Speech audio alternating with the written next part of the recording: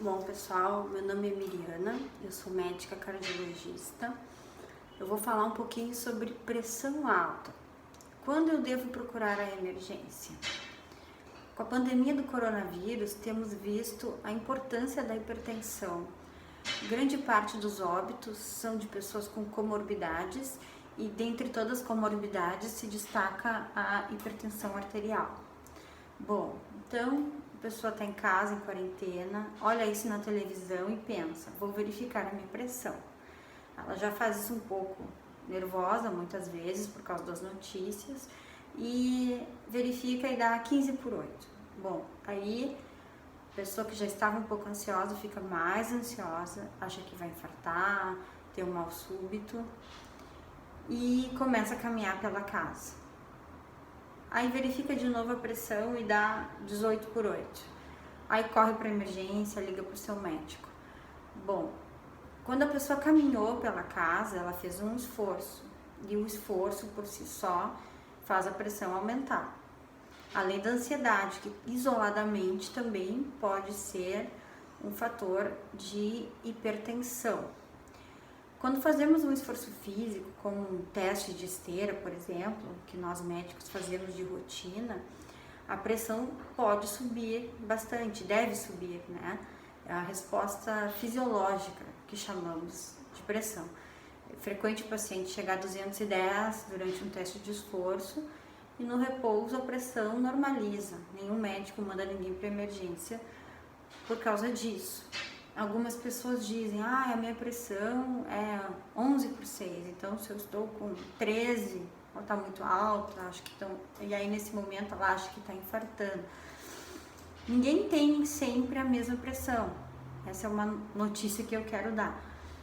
Se fizermos aquele exame, o mapa, veremos que à noite ela tende a baixar, durante o dia ou durante o esforço ela pode subir, ela não é sempre a mesma. Então essa pessoa que diz que tem sempre 11/6 é porque ela não viu a pressão dela durante um esforço físico, certo? Mas aí você me pergunta, e se eu tiver dor de cabeça, doutora, como é que eu faço? Não pode ser um sinal de gravidade? A dor, ela também pode fazer a pressão subir, certo? E não precisa ser só na cabeça, porque as pessoas lembram de verificar a pressão quando estão com dor de cabeça. Mas se eu tiver uma dor no meu joelho, por exemplo, na coluna, verificar a pressão, ela pode estar alta também. Na maior parte das vezes, não é a pressão alta que causa dor de cabeça, é a dor que faz a pressão subir. Nesses casos, se o paciente procura emergência, é frequente o médico dar só um analgésico, uma dipirona e verificar a pressão quando ele estiver assintomático e a pressão vai ter voltado ao normal. E o nosso coração, ele é muito forte, isso que eu quero dizer para vocês. Quando a gente corre, a pressão pode ir a 200, 220, né? E o coração resiste, ele é uma bomba muito forte e poderosa. Então, assim como o coração tolera esses níveis de pressão quando a gente corre, ele também é capaz de tolerar esses níveis de pressão em algum momento de dor, ou até numa crise de ansiedade. O coração não vai estourar, né? Eu acho que as pessoas têm no imaginário, assim, que meu coração vai estourar, vai infartar. Não, isso não vai acontecer. Mas a senhora está dizendo que a pressão não é importante, então eu devo ficar em casa. Não, não é isso.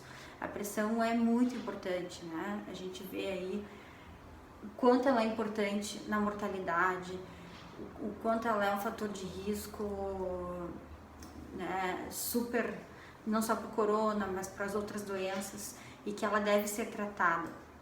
Mas a hipertensão, ela significa muito mais cronicamente um problema do que agudamente.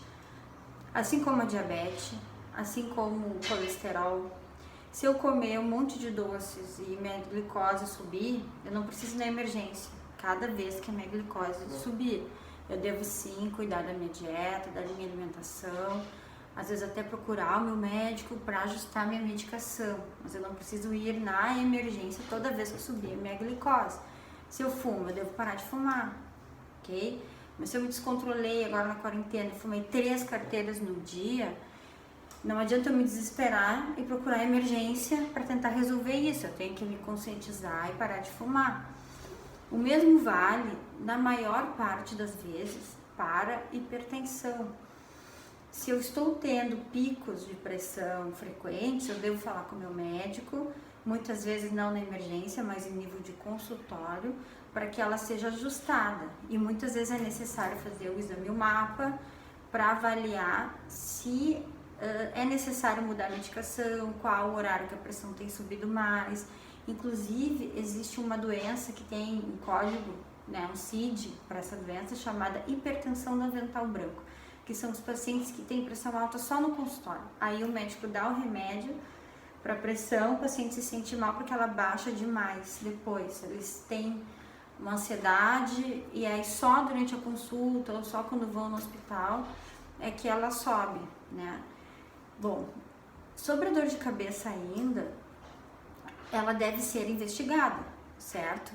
Se a pessoa tem sempre enxaqueca, dor de cabeça, ela não deve ver a pressão quando tem uma crise de enxaqueca, ela tem que tratar a enxaqueca, tomar os analgésicos. Se ela nunca tem dor de cabeça e começa a ter dor de cabeça, ela deve investigar. Já atendi na emergência pessoas que foram procurar emergência preocupadas com a pressão, queixa de dor de cabeça, e fiz tomografia e apareceram alterações neurológicas, né? Pode ser um aneurisma, pode ser um AVC hemorrágico.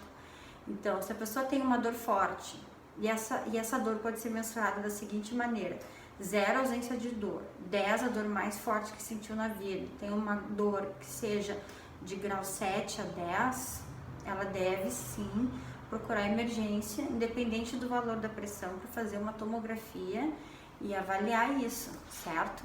Então tá bem, fiquem em casa, mas se precisarem sair, saiam com segurança e bem informados, e qualquer dúvida estou à disposição. Liguem para os seus médicos também e para os hospitais, ok? Obrigada.